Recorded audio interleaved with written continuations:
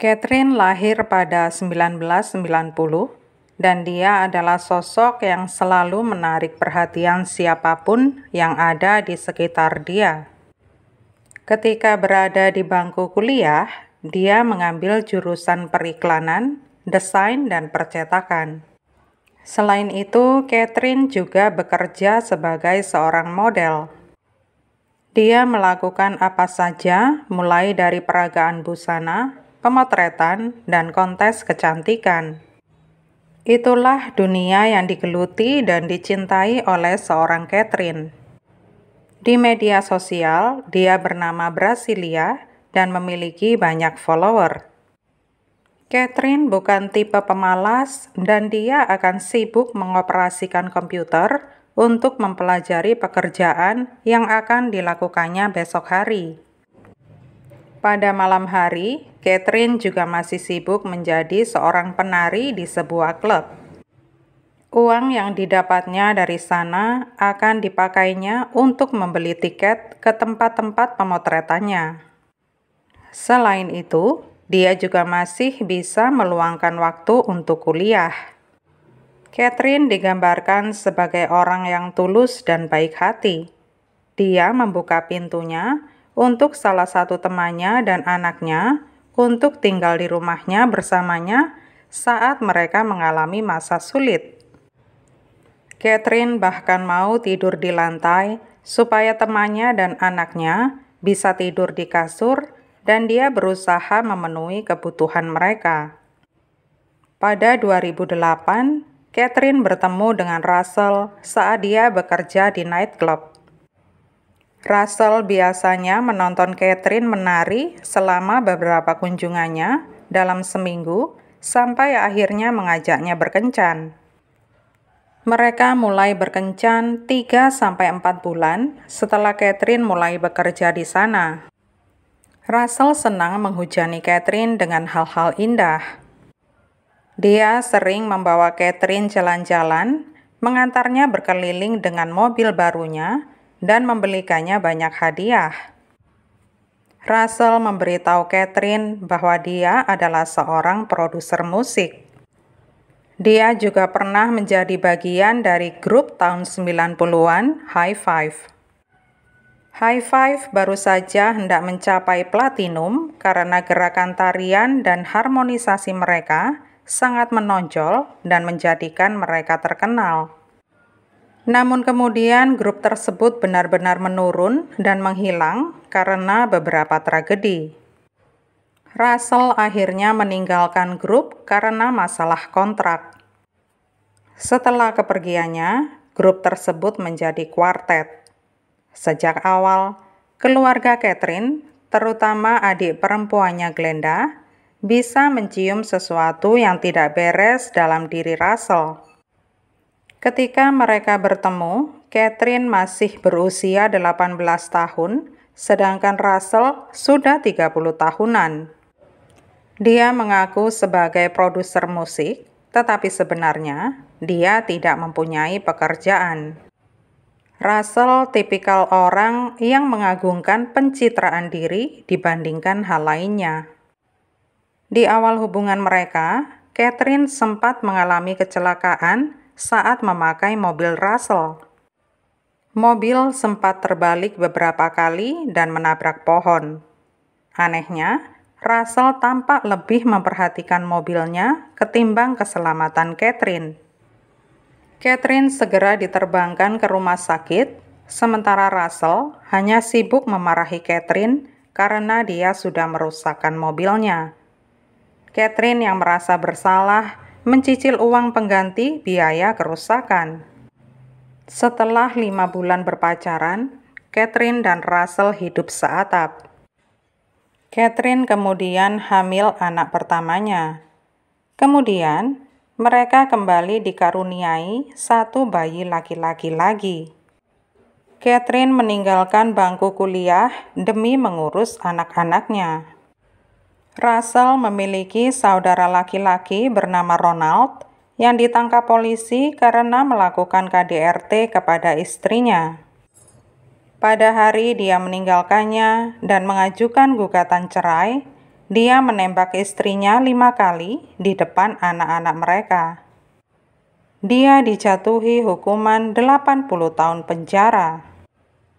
Saat Glenda mendengar kabar ini, dia memberitahu Catherine tentang kekhawatirannya dan menyuruhnya meninggalkan Russell. Tetapi Catherine tetap bersikeras tinggal bersama Russell dan ingin supaya anak-anaknya mendapat pengasuhan kedua orang tuanya. Padahal kenyataannya, Catherine sering mendapat KDRT dari Russell dan dia akan menutupi memar-memarnya dengan makeup. Tetapi keluarga Catherine sudah mulai curiga. Catherine dan Russell sudah berumah tangga selama 5 tahun dan berpisah beberapa kali. Akhirnya mereka memutuskan untuk berpisah pada 2013. Dia pun fokus pada karir dan tugasnya sebagai ibu. Dia melanjutkan karirnya sebagai model, binaragawan, dan berlatih kebugaran. Dia juga berlatih tinju. Catherine memiliki hak asuh penuh atas kedua anaknya, dan Russell diizinkan untuk mengunjungi dan menjaga mereka saat Catherine ke gym. Mereka tinggal di sebuah kondominium. Pada 30 Juni 2014, Catherine pergi ke Texas dalam rangka mempromosikan sesuatu dari tempatnya bekerja. Inilah untuk yang terakhir kalinya dia bertemu Glenda, saudaranya. Pada 2 Juni 2014, Russell berada di kantor polisi. Dia mengatakan bahwa pada malam sebelumnya, dia bertengkar hebat dengan istrinya dan sekarang dia sudah meninggal. Beberapa petugas dikirim ke kondominium untuk membuktikan kebenaran perkataan Russell. Mayat Catherine ditemukan di sana. Russell menutupinya dengan spray. Dia mengalami beberapa luka benda tumpul di kepalanya dan banyak luka tusuk di punggung dan bahunya. Sementara di bagian bawah lengannya ada beberapa luka pertahanan. Rumah itu dipenuhi dengan darah Catherine. Catherine telah dibunuh dengan dongkrak ban yang telah dilakban di kedua sisinya dan sebilah pisau. Kedua senjata pembunuhan itu ditemukan di kondominium. Sepertinya Russell telah merencanakan serangan di mana Catherine tidak bisa melarikan diri. Anak-anak mereka ada di rumah bersama mereka saat pembunuhan itu terjadi. Bukti menunjukkan bahwa Catherine meninggal dunia pada dini hari tanggal 1 Juli 2014. Russell belum menyerahkan diri sampai sore hari tanggal 2 Juli. Catherine kembali ke rumah sekitar jam 5 pagi. Anak-anak terbangun karena Russell berteriak dan mengira Russell memukul ibunya. Sekitar pukul 5.45 pagi, para tetangga melaporkan suara dentuman keras. Russell menggiring anak-anak keluar dari ruang tamu. Lampu dalam keadaan mati dan Catherine berada di bawah spray. Russell mengantar anak-anaknya ke sekolah. Salah satu anaknya melihat di bahu Russell ada noda saus tomat. Russell mengatakan supaya mereka tidak bilang apa-apa kepada siapapun. Tubuh Catherine dalam kondisi dan posisi yang baik, tetapi Russell memiliki 2 senjata pembunuhan di tangannya. Tidak ada yang dibersihkan Russell di TKP, jadi banyak DNA yang didapatkan polisi. DNA Russell terdapat di banyak perabotan di apartemen. Polisi tidak perlu mempertanyakan adakah orang lain yang membantunya melakukan pembunuhan itu. Dia sudah mengakui semuanya.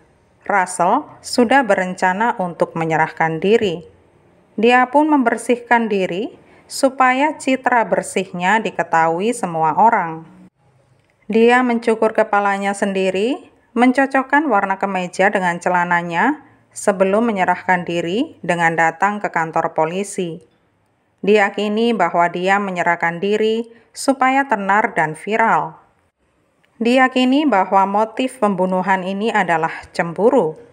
Russell cemburu kepada Catherine karena dia telah pindah dan sudah berkencan dengan pria lain. Catherine pastinya mendapat SMS dari kekasih barunya dan mungkin saja Russell membacanya. Russell didakwa dengan pembunuhan tingkat pertama. Sebelum diadili, Russell keluar dengan jaminan $100.000. Dia gagal hadir di pengadilan pada Mei 2015 dan dia kembali ditangkap. Russell diperiksa kesehatan mentalnya dan dinyatakan tidak layak untuk diadili. Pada 2023, dia berada di rumah sakit jiwa di Texas karena mentalnya terganggu.